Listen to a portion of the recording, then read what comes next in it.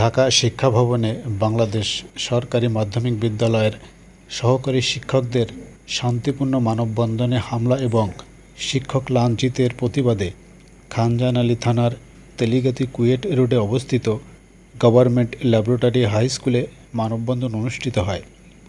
বুধবার 18 সেপ্টেম্বর বিদ্যালয়ের প্রশাসনিক ভবনের সামনে অনুষ্ঠিত এই মানববন্ধন থেকে বিদ্যালয়ের শিক্ষকবৃন্দ হামলাকারী উপজেলা থানা মাধ্যমিক শিক্ষা কর্মকর্তা ও সেসিপ প্রকল্পের কর্মচারীদের দৃষ্টান্তমূলক শাস্তির দাবি জানান।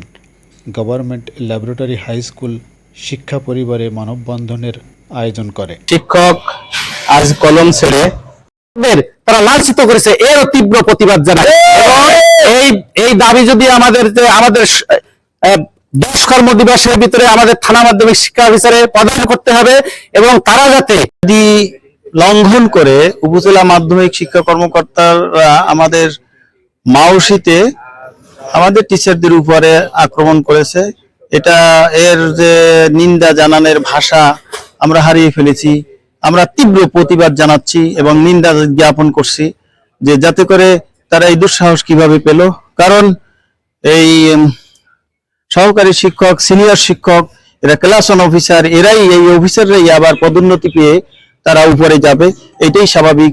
মেধাবীরা এই পেশায় তো আসতে আগ্রহী হচ্ছে না। দিনের পর দিন রাষ্ট্রীয় বৈষম্যের শিকার সরকারি মাধ্যমিক বিদ্যালয়ের শিক্ষকগণ আজ রাজপথে। শুধু রাজপথেই তারা নেই, তারা রক্তাক্ত হচ্ছে। কাদের দ্বারা?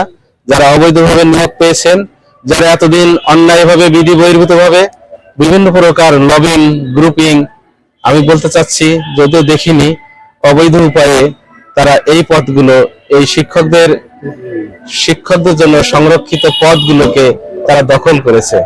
আজ শিক্ষকরা যখন ন্যায্য কথা বলতে যাচ্ছেন, বিধিসম্মতভাবে যখন তাদের শিক্ষা অফিসে দাবিগুলো নিয়ে গেছেন, সেখানে কিছু সন্ত্রাসী, কিছু শিক্ষা কর্মকর্তা নামধারী সেসিপের নামে সারাদিন শুধু বসে বসে শিক্ষকদের পিছনে কিভাবে লাগা যায় সেই সমস্ত অর্বাচীন ব্যক্তিরা শিক্ষকদের রক্তাক্ত করে। জাতি এখানেও নিশ্চুপ।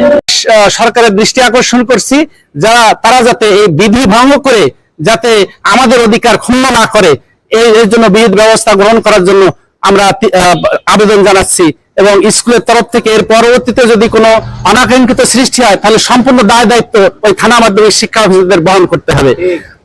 শিক্ষা ভবন তথা ডিজি অফিসে প্রজেক্ট থেকে যারা নিয়োগপ্রাপ্ত হয়েছে তারা অনৈতিকভাবে এবং সম্পূর্ণ ন্যাক্কারজনকভাবে আমাদের শিক্ষক সমাজের প্রতিনিধিদেরকে তারা অ্যাসাল্ট করছে, তারা শারীরিকভাবে লাঞ্ছিত করেছে, অপমানিত করেছে। এই ঘটনার আমরা তীব্র নিন্দা ও ক্ষোভ প্রকাশ করছি এবং আমরা বলতে চাই তাদের এই যে ধৃষ্টতা, এটা মূলত জাতির আইনের প্রতি বিদ্বেষ প্রদর্শন করা। যেমন